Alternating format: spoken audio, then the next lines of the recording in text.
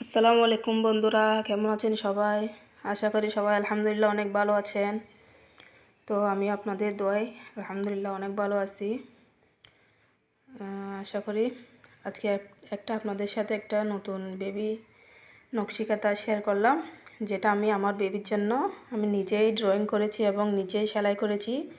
সেটা আজকে আপনাদের সাথে শেয়ার করলাম। ইনশাআল্লাহ আপনাদের অনেক ভালো লাগবে।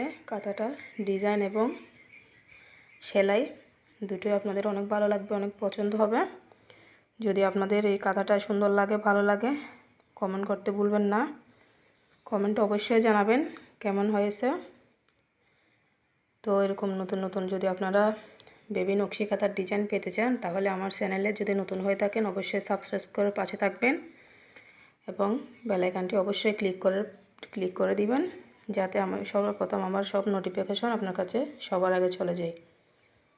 তো বন্ধুরা, কাঁথাটি কেমন হয়েছে অবশ্যই কমেন্টে জানাবেন। ভালো থাকবেন, সুস্থ থাকবেন সবাই। আল্লাহ হাফেজ।